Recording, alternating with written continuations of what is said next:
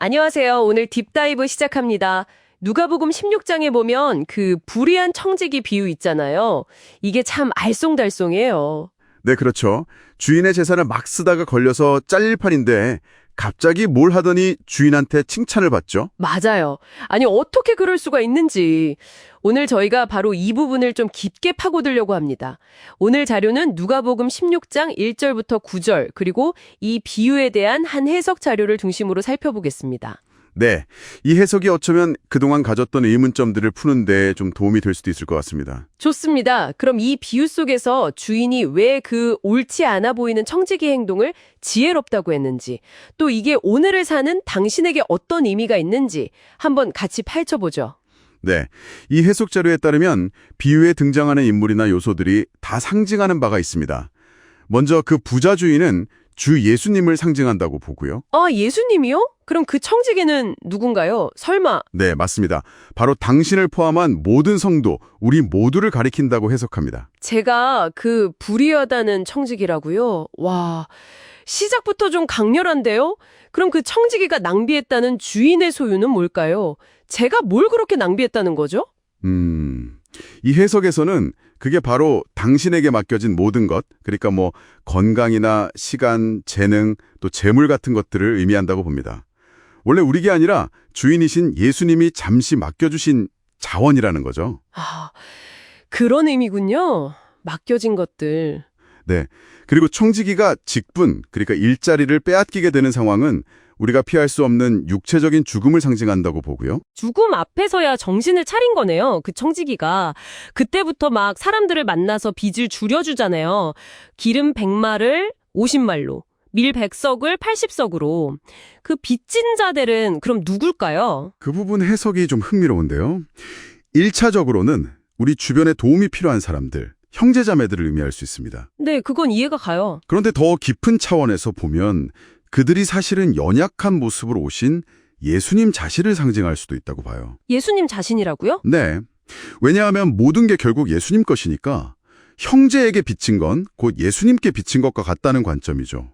그래서 청지기가 그 빚을 줄여주는 행위는 결국 당신에게 맡겨진 자원, 뭐 시간이라 물질, 재능 같은 걸 사용해서 형제를 돕는 것. 그러니까 그게 곧 예수님을 섬기는 행위다. 이렇게 연결이 되는 거죠. 아, 그러니까 단순히 장부 조작 같은 게 아니라 실제로 용서를 베풀거나 뭐 조건 없이 친절을 베풀거나 아니면 뭐 영적인 도움, 격려나 가르침 같은 걸 수도 있겠군요. 맞습니다. 다양한 형태의 도움, 탕감이 될 수 있는 거죠. 그런데 여전히 좀 아니 왜 주인이 이런 행동을 칭찬했냐는 거예요.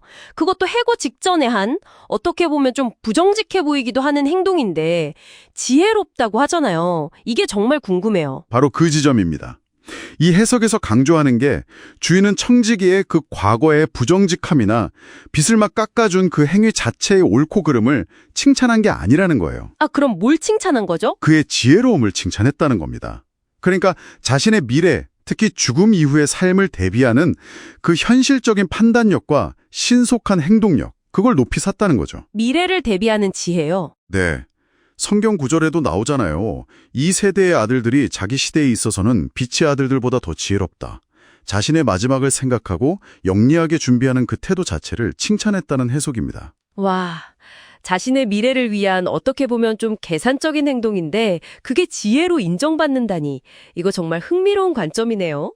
그럼 불의의 재물로 친구를 사귀라는 말씀은 어떻게 연결되나요? 불의의 재물이라는 말도 좀 걸리고요. 네, 그 표현이 좀 그렇죠. 불의의 재물. 이 해석에 따르면 이건 그 재물 자체가 뭐 본질적으로 악하다기보다는 이 땅에 속한 재물, 그러니까 하나님께 속하지 않은 세상적인 자원을 의미한다고 봅니다. 우리가 종종 잘못 사용하거나 헛되게 쌓아두기 쉬운 것들이요. 아, 세상적인 자원. 네, 그래서 이 불의한 재물을 사용해서 친구를 사귀라는 건 바로 아까 말한 그 빚진 자들, 도움이 필요한 이들에게 자비를 베풀라는 명령으로 이어집니다. 그렇게 하면 그 친구들이 영원한 처소로 영접해 줄 거라는 거죠? 그렇죠. 당신이 지혜롭게 사용한 그 자원들이 결국 영원한 결과를 가져온다는 의미로 해석할 수 있습니다. 결국 하나님이 맡기신 자원을 나만을 위해 쌓아두거나 낭비하지 말고 다른 이들을 위해 특히 영적인 도움까지 포함해서 나누는 것이 나의 영원한 미래를 위한 가장 지혜로운 투자다. 이런 말씀이군요. 정확합니다. 그리고 이 해석에서는 한 가지 중요한 조건을 덧붙이는데요. 모든 도움이 하나님 나라의 확장과 연결되어야 한다는 점입니다. 아, 그냥 무조건 돕는 게 아니고요. 네, 뭐랄까, 단순히 악한 사람 배만 불리는 게 아니라 그 도움이 궁극적으로 생명을 살리고 하나님께 영광을 돌리는 방향이어야 의미가 있다는 거죠. 그렇군요. 모든 것, 시간이든 건강이든 재능이든 물질이든 이게 다 원래 하나님의 것이니까 우리가 그걸 나눈다고 해서 자랑할 게 전혀 없다는 거고요. 그건 청지기의 당연한 의무라는 거죠. 의무. 네, 만약 이 의무를 다하지 않는다면 입술로는 믿는다고 하면서도 실제 삶으로는 예수님을 부인하는 모습이 될 수도 있다는 그런 경고로도 읽을 수 있습니다. 와, 오늘 이 불의한 청지기 비유에 대한 해석을 들으면서 정말 많은 생각을 하게 되네요. 우리에게 주어진 이 모든 자원들을 정말 영원한 가치를 위해서 지혜롭게 사용해야 한다는 것, 그리고 다른 이들에게 생명과 자비를 나누는 청지기의 역할이 얼마나 중요한지 다시 한번 깨닫게 됩니다. 자, 이제 이 질문을 당신에게 한번 던져보고 싶습니다.